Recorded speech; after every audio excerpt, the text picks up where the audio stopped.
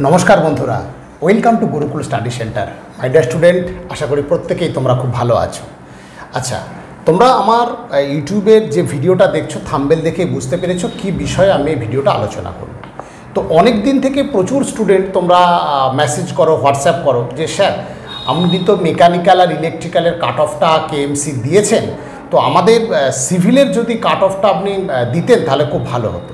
তো আমাদের যে স্টুডেন্ট আরটিআই করেছিল বা করতে বলেছিলাম সেই স্টুডেন্টের যে আরটিআই করেছিল তার থেকেই তোমাদের জেনারেল এবং ওবিসি যে কাট অফটা সেই কাট অফটা আমি তোমাদের একবার বলে দিচ্ছি। তো যারা একদম নতুন স্টুডেন্ট আছে তারা দেখে নাও এবং জেনে নাও যে আগামী দিনে যে কেএমসি এক্সাম আসছে সেই কেএমসির এক্সামটা কীরকম টাইপের হয় এবং কী ধরনের কাট অফ হয়।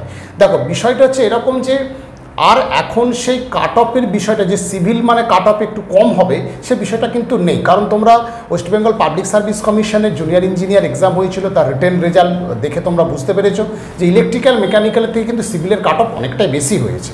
তো সেক্ষেত্রে এখন সিভিলের কাট অফ কেএমসিতেও বেশি হয়েছে, সেটাই আজকের আমার আলোচনা বিষয়। তাই বলবো তারা যারা একদম নতুন আছো তারা আমাদের YouTube channel Gurukul study centre অবশ্যই সাবস্ক্রাইব করে নেবে।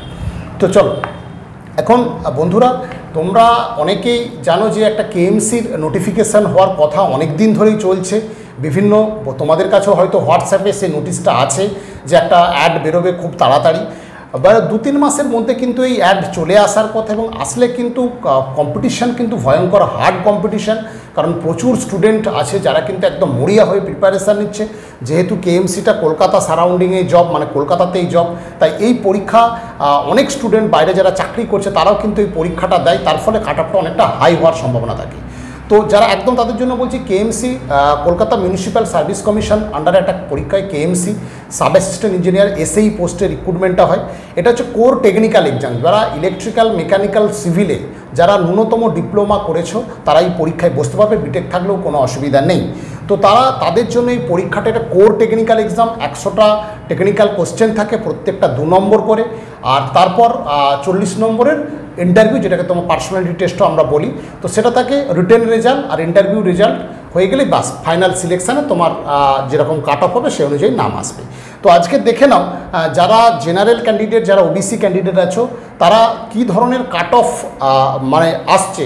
তো আমি যেটা বারবার বলি তোমাদের যে রিটেন কাট অফ যেটা আছে তার থেকে যদি তুমি অনেকটা নম্বর না আগিয়ে রাখতে পারো সেক্ষেত্রে কিন্তু ফাইনাল মেরিট লিস্টে নাম আসাটা অনেকটা টাফ। তাই বলবো যারা ভালো করে পড়াশোনা করছো সবসময় কাট অফের থেকে যাতে বেশি নম্বর একটু রাখা যায় তাহলে কিন্তু তোমার অনেকটাই সেফ জোন বলে বিবেচিত হয়, কেএমসির ক্ষেত্রে কিন্তু খুব ভাইটাল। তো দেখে নাও, দেখো এখানে কেএমসির এসএই যেটা লাস্ট রিক্রুটমেন্ট হয়েছে, লাস্ট একদম যেটা অ্যাডভার্টাইজ নম্বর 01/2023 ছিল সেই রিক্রুটমেন্টের কথা আমি বলছি। যে ফার্স্ট হয়েছে স্টুডেন্ট তোমার আর সেন যে ফার্স্ট হয়েছে যে রিটেনে তোমার হচ্ছে রিটেনে স্কোর করেছে 200-র মধ্যে 195 রিটেনে স্কোর করেছে, আর 40-এর মধ্যে পার্সোনাল টেস্টে সে পেয়েছে 15, মানে first selected candidate U R general. তাহলে বুঝতে পারছো রিটেন স্কোর কত হাই। আর কে মণ্ডল যে সেকেন্ড হয়েছে মানে যে লাস্ট হয়েছে সে রিটেনে পেয়েছে 173 আর তোমার পার্সোনাল টেস্টে পেয়েছে 122, 40-এর মধ্যে 22, মানে লাস্ট ইউআর বা জেনারেল ক্যান্ডিডেট যে সিলেক্টেড হয়েছে। কে মণ্ডল 173 পেয়েছে রিটেনে। এবার আর গড়াই রিটেনে পেয়েছে 200-র মধ্যে 181 রিটেনে পেয়েছে, আর পার্সোনাল টেস্টে 40 নম্বরের পর্যন্ত পেয়েছে 14 নম্বর। First selected OBC B category first selected আর গড়াই 200-র মধ্যে রিটেনে পেয়েছে 181 আর পার্সোনাল টেস্টে পেয়েছে 14 নম্বর, ঠিক আছে। আর বি দে যে আছে রিটেনে পেয়েছে 172 আর পার্সোনাল টেস্টে পেয়েছে 20 নম্বর, last selected OBC B category, ঠিক আছে।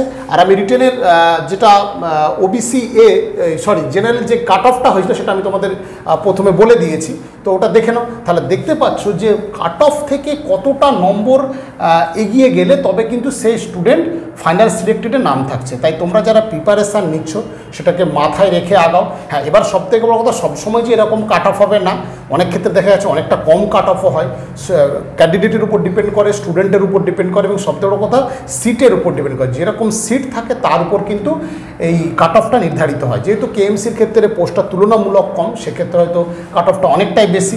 পিএসসির মতো পরীক্ষাগুলোতে যেহেতু অনেক সিট থাকে তাহলে কাট অফ অনেকটা কম হয়। তো এই হচ্ছে ব্যাপার।